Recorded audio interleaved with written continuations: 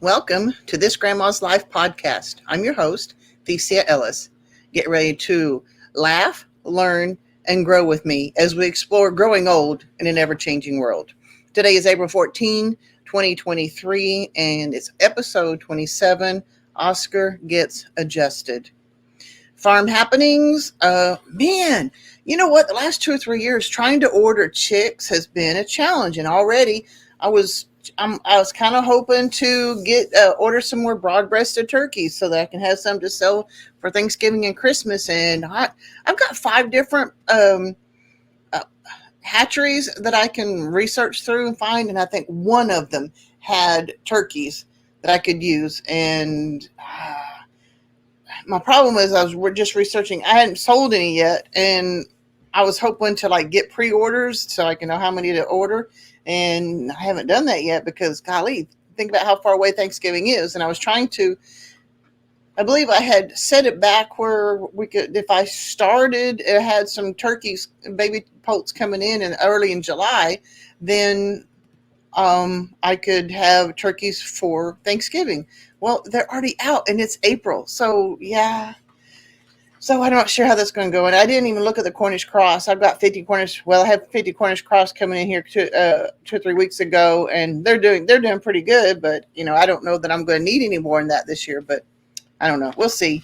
And so I may not be doing turkeys, I guess.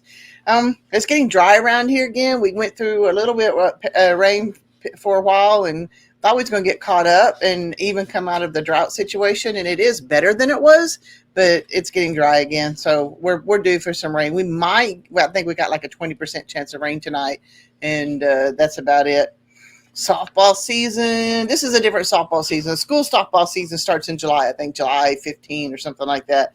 But this is an off-season one. It's called Recreational League. And so the girls had their first games on Tuesday night. They play on Tuesday nights, and the first one was a doubleheader. And I think they won both games. I think this is, even though it's just Recreational League, this is one of those things where Kinsey can kind of keep into the groove. Because if you think about it, when you go into basketball, anytime, any sport, when you first get into it, if you don't keep at it year round or at least extra when you first start, you're rusty. And the girls were rusty when they first started this recreational season. And so by the time they get done with this season, they start going into what's for the school. I think they're going to look pretty good and be pretty good too. So I'm glad for that. I have a friend that has decided to do some homesteading and stuff. They've got a little bit of property and stuff anyway, but they've got their youngest son is showing some interest in the animals, and he wants to become a little more self-sufficient.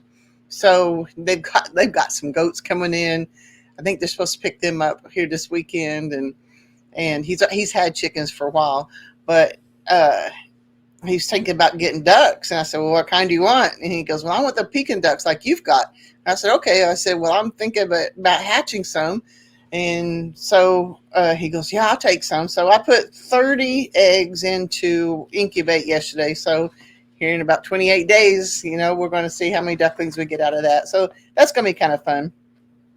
My 3 things for the day, been kind of an interesting day already. I had to take a quick trip to Stroud. That's about on the way to Oklahoma City from here. It's about 100 miles each way. And so we were taking a girl to Stroud to meet up with some friends, and she's going to spend the weekend with them before she comes back with us. And of course, I still had to do, and the other of my 3 things is all the Friday errands. So after we got her dropped off, we drove back to Claremore and got the feed, picked up the groceries, and picked up a gallon of milk. We got dairy here, and most of the time they have raw milk, and so I always try to buy raw milk. Every once in a while, somebody claims they got sick, and they have to take all the raw milk down and get everything tested, and then everything comes back clean. But if somebody claims they got sick from the milk, they have to shut everything down and get it tested, and they have to wait weeks to get the results of the tests. And so, yeah, it's a pain in the neck for them. So I had not been able to get actual raw milk from them for a few weeks, but I got raw milk today, and I'm happy about that. It's prom season, guys. I don't know about having teenagers at my age. She's only a sophomore, and the proms are only supposed to be for juniors and seniors, but she's got a boyfriend that's a senior, so yep, we're trying to get ready for prom season. We're looking for a dress. The only thing is Kinsey's about a size 2. And when I was a kid, a lot of people were a lot smaller. I never was. I think I was size 10 to 12 the whole time I was going through school. But size 2 was not unusual. Well, size 2 is kind of unusual now, and everything we've tried for her so far has been swallows a poor little girl. So, but we've got a friend that her daughter used to be that size, and so she says she has 3 dresses that we can test out. So tonight we're going to go look at those, and then hopefully here the next week or so. I was kind of hoping to do it today when I didn't go Stroud. There's a couple of places. There's a church there in Claremore that actually has a whole room full of dresses that you can kind of check out like a library, and borrow them and then bring them back, and they even get them cleaned and everything, and have it for somebody else. So we're in the process of trying to do that, and Kinsey's kind of mad at me because I won't pay for nails and stuff it's like, you've got nail polish. I've got to find a dress. I've got to find shoes. I haven't even thought about the hair yet. So yeah, it's prom season. So that's what we're trying to do now, is trying to find a dress for her. Okay, what I'm reading. I finished, I read a novel. Yeah, I read novels and stuff too, but this one it's called Journey of the Pharaohs by Clive Cussler and Graham Brown. And so there's only a couple little things in here to read out of it. I like descriptives. I like things that give a little, I don't know, there's every once in a while just a phrase will stick out to me and I like it, and I mark it. So this first one is, in Joe's world, horsepower had been created for one reason: to replace human power. And his general rule of thumb was the more, the better. And I guess I'm not exactly sure I like that, but it is kind of fit that character. And the only other thing I have marked in here is extended time without wind makes me think they were in the doldrums, an area of the Atlantic Ocean where the winds could slack for weeks at a time. The great European sailing ships often ended up stranded that way. If caught there too long, the men did what they could to spark the winds, including tossing horses overboard, which is why some call that area the horse latitudes. And that to me, that was just, I learned stuff all the time. So the horse latitudes or the doldrums and stuff, and that was a real thing. If you think about it, if they were in sailing ships and got stuck for weeks in an area that had no wind, and some of them would get out there and they'd starve to death, and because they weren't getting to where they needed to be, and they didn't bring enough food to take care of that. So that was from the Clive Cussler and Graham Brown book, Journey of the Pharaohs. And yeah, Clive Cussler, I'm a girl, but I read I used to read, what's his, Hunt for Red October and all those, that guy that did all that. I used to read those too. You need to never know what I'm going to read. I'm still going through Atlas Shrugged. I think I've told you this. It's an audio book, and I don't know how many pages it is in regular life, but in regular life as a book, but the audio book is 64 hours long, and it's been interesting. So I've been listening to that off and on too. Well, I have a schedule, so I've been listening to that. I can't remember where I am as far as actual part of the book. I'm in part 2, I think, but Franco d'Anconia shows up at a wedding reception, and somebody, you can see my cat in the background. I forgot to mention this before I got started too. I usually have a sheet on that bed because I have animals that get up there, and I forgot to close the door so the animal can't get in. But also, if you look, oh my gosh, if you look, I actually got some curtains hung up. They're not the kind that I really needed, because you can kind of see through them. I wanted something that was a little more blackout curtains, but hey, at least they're curtains now and not towels that were there before. So I digress dramatically. All right. So Franco, he shows up. He is a rich copper mine owner, and it's that he is looked down on and sneered at because he is rich and owns things in a place where everybody goes, oh no, money is the root of all evil, and we don't want you. You're supposed to be sharing everything you have with everybody else, So Danconia had heard the phrase root of all evil, and he went on to this huge long lecture about, okay, if you think that money is the root of all evil, what are you living on? What are you doing? And he's talking about production, products, getting stuff out there for people to have. If you don't take care of the people who are doing production, then you're not going to have anything. And it's a problem. And it was kind of a long diatribe that he went on, but it was an interesting thing. And then uh, sorry. One of the things, further on down to one of the guys, the government had come in and told Reardon that he must provide the government with the steel that they required to do their stuff, and because that was part of the sharing thing, is everybody had to get a certain amount of steel, and everybody and they would determine who got it, and so the government won their part of it, and he told them he wasn't going to do it. So when the government official returned, he goes, "Look, you have a choice. You can do this, or you can go to jail." And he goes, "I'll go to jail." And he goes, but the government official goes, it's people like you that are honest are the ones that are the biggest pain in the neck, because he goes, we looked and looked and looked a long time to find something on you, could not. And if we can't, and when there aren't enough criminals, we make them. And so I thought that was kind of an interesting thing too. Quote of the day is, there are no regrets in life, just lessons. And believe it or not, that's from Jennifer Aniston, from the actress from the Friends, I think it was back in the 90s. She was in the show Friends, and she's done some movies and stuff like that afterward, but basically she's known for Friends. And you can tell the wind is blowing. Do you hear that thumping? That is the wind hitting something of my house and thumping.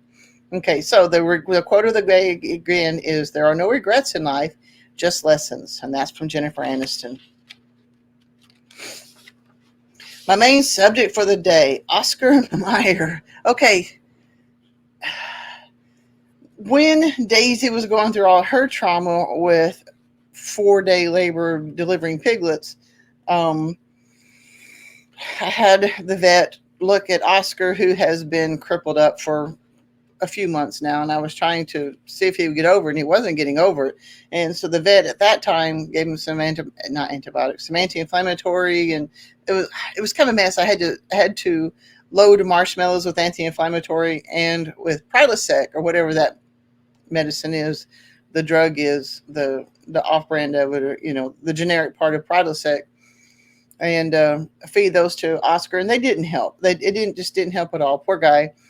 So the vet at that time said that, well, I really think he needs a chiropractic adjustment. I'm going, a chiropractic adjustment? Why?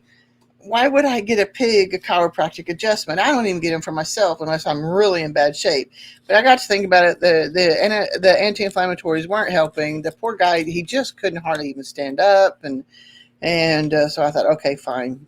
So I called the chiropractor guy that the vet told me about, and he came out, very nice man. They've all been very nice people. I just, when you're supposed to be making money on these animals, not spending it on them for chiropractic help, that type of thing. But he came out, and it was kind of interesting because, my pigs are Idaho pasture pigs. They're mellow. I mean, they're pretty big now, but they're mellow. They get excited about breakfast and dinner and everything. But as far as being aggressive, they're not aggressive. They're just kind of mellow, happy. Oscar drools whenever he sees he's got dinner, and so I don't know. They just eat and they're happy, and that's all there is to it. But the chiropractor started feeling down his spine. He goes, "Oh yeah, there's a spot there," and he was adjusted, and that pig squalled. I'm going, "Oh my gosh, I've never heard my pig do that." And he goes, "Wow, it was way out of adjustment." And a total about 5 times, which like 3 spots on the spine. And I think he did each hip too, because Oscar was bad. And that poor pig squalled every time. But then he starts eating, and he was actually flinging his tail around, just wagging that tail. And the vet goes, "Yeah, it's probably the first time in a while that he's felt his tail. He's had some pinched nerves in there, and that's why he's been in such pain and needed to be adjusted. So I asked, I said, well, is this a genetic thing or what's the deal? And he goes, no, it's not adjustment. I said, your boar's kind of smaller than your girl's, and he probably fell off when he was mating one of them and landed on his back. And I thought, oh my gosh, you know what? That's about how long Oscar's been out of commission, is about 4 months or so. A pig is in they're pregnant for, I think they call it 3 months, 3 weeks, and 3 days. And then it had been a couple of weeks since Daisy had her piglet. So if you think about it, it's a little over 4 months. And I'm thinking, oh my gosh, I bet Oscar was mating with Daisy and fell off. And that's when he hurt himself. And I thought, oh. So as difficult as it was for me to take on the fact that my poor pig needed a chiropractor, I felt terrible that he was suffering so much and then squalling every time the doctor adjusted him. But he did seem to be doing it. Now he says he's going to be sore for a couple of days, and he laid around for 2 more days, and then I was beginning to wonder if the chiropractic adjustment was actually going to help. But I noticed last night and this morning, even though he's still stiff and a little bit gimpy, he's up and around. He's moving where he really couldn't before. So I guess he's on the way to being mended. The doctor said I may have to come back in a month and adjust him again. I thought, okay, well, at least he wasn't telling me twice a week like one of my other chiropractors used to tell me years ago. So, yeah, I got a chiropractic adjustment for my pig. That's just too much for me. I don't know. But if it helps, that's what we got to do. All right. I have the story of the day. I actually have 2 stories. One of them, we go to a church nearby here, and the man that I was telling you about that they were going to they were doing more homesteading stuff. They've got a son, and the son that was interested in it. Well, they've been watching YouTube videos lately trying to learn stuff, and it's kind of cool because there's a lot of channels out there even for homesteading and everything. But it was kind of interesting how this family had discovered many of the same homesteading channels that I watch too. And but their boy, I don't know, he's 7 or 8, something like that now. I don't know how old he is, but he was watching and watching and watching. He was getting bored, and he goes, can we watch somebody else? I don't know these guys. And Mom goes, well, there's somebody at our church that has a channel. Do you want to watch her You want to watch her channel? And he goes, who is it? Who is at our church has a YouTube channel? And she told him that was me. And he goes, oh, finally, I know somebody that's famous. And I'm thinking, oh my gosh, I'm not famous, but he thinks I am now. So I thought that was funny. I thought it was cute too. So yeah, I'm famous in my church, I guess. I don't know. My other story of the day is, oh my gosh, guys, the same day that my poor pig was getting adjusted, I did something so stupid. It was kind of interesting. It was funny. I'm walking through the house and, just going and blowing. I got things to do. So I'm going through the house probably faster than I should have. But all of a sudden I looked up just as I was about to slam face on with a spider hanging from the ceiling. And somehow I reacted so strongly that I literally flung myself backward and landed on my back and hit my head. It didn't hurt because my braid was in the way apparently, but I hit my head hard enough that it knocked my headband off. I busted my elbow, the skin on my elbow, and of course it hurt. I got a bruise on my pinky. I got a bruise on my left cheek, but I'm laying there going, oh my gosh, this hurts. Oh my gosh, that was so stupid. I mean, I'm laughing because it was stupid that I literally flung myself backward, trying not to run face first into a spider hanging from the ceiling. And then as I get my wits about me from falling, I'm thinking, oh, that spider's down here somewhere. So I'm rolling over looking, well, the spider's dead. And it was kind of bad because it was just one of those little black jumping spiders. It wasn't anything to do, but Kenzie's deathly afraid of spiders. And apparently I overreact when they're about to hit me in the face. So he got killed. And so now I got a few bruises and stuff from them, but I've never reacted like that before, just literally flinging myself backward. So I'm on the mend. I'm doing pretty good, but that was really dumb. My question of the day is, have you ever injured yourself in such a crazy way that you had to laugh despite the pain? In fact, it was kind of funny. I went to even call Tom to tell him what I did. It's like, I found a new way to fall, because I do fall occasionally.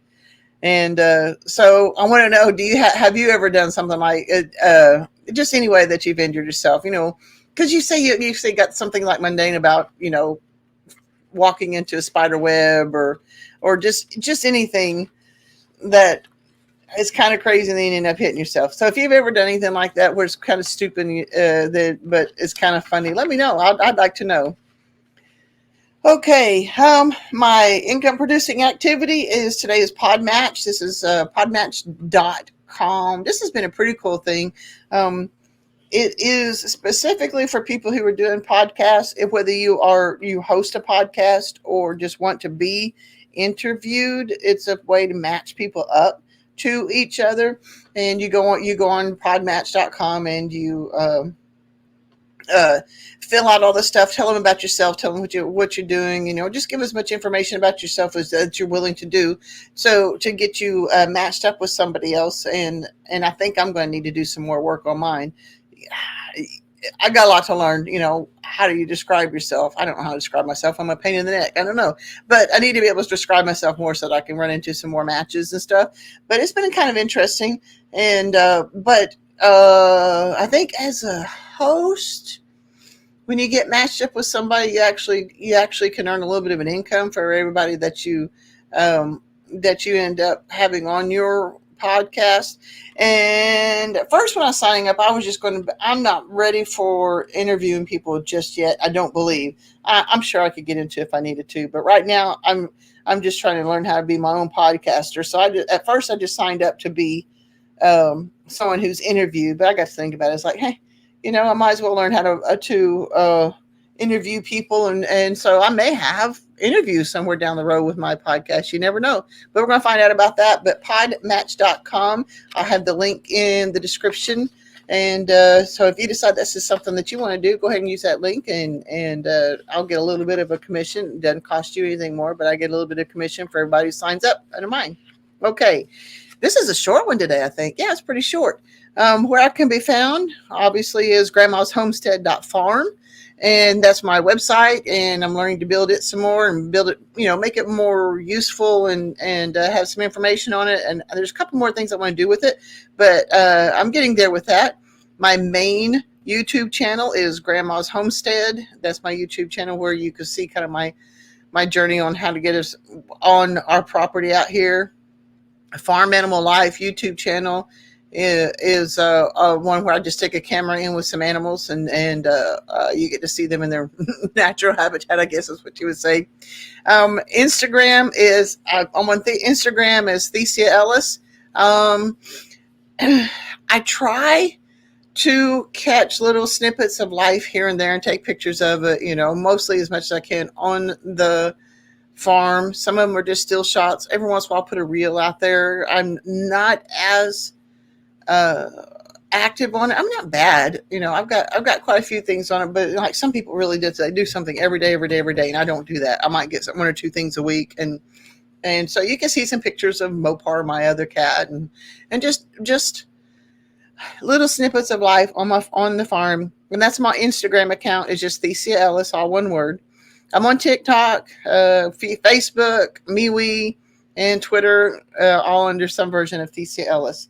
So that's all I've got for today. I didn't realize it was going to be so short when I was doing all my notes. But hey, there's nothing wrong with that either. So you know what I always say: live until you die. Don't fling yourself on the ground trying to get away from a spider that's about to hit you in the face. But get out there and do something. Get off the couch. Find something that makes you happy, makes you get off that recliner, makes you turn off that television and live. God bless, guys. I'll see you next time.